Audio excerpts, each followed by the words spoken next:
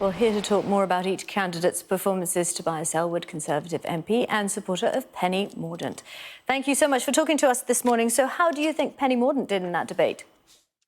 Well, I think the big takeaway for me was just those issues on trust. It was just astonishing. I mean, I think we knew it anyway, that the trust is erosion with the British people and the public and with the Conservative Party in particular. And I very much like the idea of Penny speaking about not just a leader, but that we are actually selecting a prime minister. And if we want to continue having a prime minister in the Conservative Party, we need to be looking to the next general election. Penny spoke about the ship, not just the captain. And I think that's where we've gone awry with Boris Johnson. Again, on that trust issue, all the contestants up there very concerned about the erosion of trust and what happened with Boris Johnson. I felt slightly vindicated myself because I came out back in February and said, this is not our guy. This is not who should be leading the country. So this has been a reality check for everybody. But I also think it's the first debate. We've got another one on Sunday, another one on Monday as well. And we'll be able to go into these issues a bit more. Taxation, as you were mentioning as well. Penny Mordaunt focusing on growth, making sure that we actually make the cake bigger, not just the tax and spend issues of the past. We've got to get through the next couple of years, which are going to be very tricky as inflation spikes and then comes back down again. So I think she did it was a solid performance from Penny, but we've got a couple more debates to go. She didn't really she wasn't very substantive, should we say, on tax policy. Do you think in general she actually has enough substance in the long run to be the Prime Minister? If at this stage she can't give us specific policies? Well, she did give specific policies on growth. There's a focus on reducing the price of fuel straight away, on increasing tax thresholds. These would be done immediately. But she also gave hint to say that, and I think this would apply to any leader, that whoever then comes in is going to have to probably have an emergency budget in the autumn to look at where we go as a nation. The cost of living crisis is serious. We need to look at our fiscal policies, what we can do to greater support the British people. And it's not going to be simply done by borrowing huge sums of money, which is going to cause more problems in the longer term.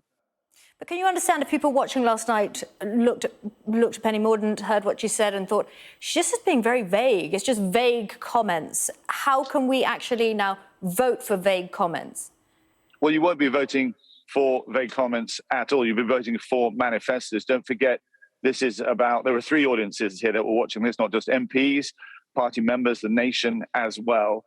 There will be plenty of opportunity to spell out not just economic policy, but that on the NHS as well. That was the third big question that came up, is how we're going to pay for this. It was a great reality check, I think, for our party to face the British people and hear directly what needs to happen. On defence spending in particular, I know this is something that you're keen on. Very vague as well. She said she'd keep 2.5%, but there may be an uptake. I mean, do you think that she should be as specific as others are being and say, yes, 3%, that's what we're going for? Well, you're absolutely right. It didn't come up last night.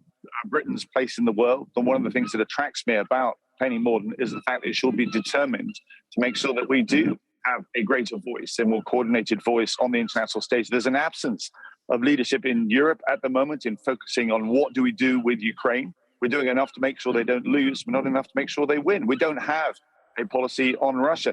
What I understand and have got confirmed from the Penny Mordaunt camp is that we will be looking at the state of our armed forces and making sure that they have the competence to meet the challenging threats. I make it very clear to all candidates, and I know Penny understands this, the next 10 years is going to be very, very difficult indeed, security-wise. We are going to have to spend more on defence. You can throw these numbers out like 2.5%, but ultimately you need to look at what our capabilities are right now, the shortfalls, particularly in stockpiles of weapon systems and ammunition. We're going to have to review that, and that will have to happen probably in the autumn as well. Just to end with briefly, I want to talk to you about this blue-on-blue fighting, and in particular one area.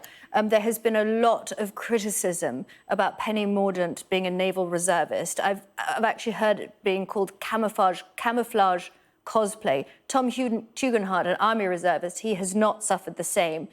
What do you think about that? I'm just really sorry that, again, we're stooping to some of those levels that you see. I mean, I've been very careful even in this interview. Absolutely, I'm supporting Penny Mordaunt.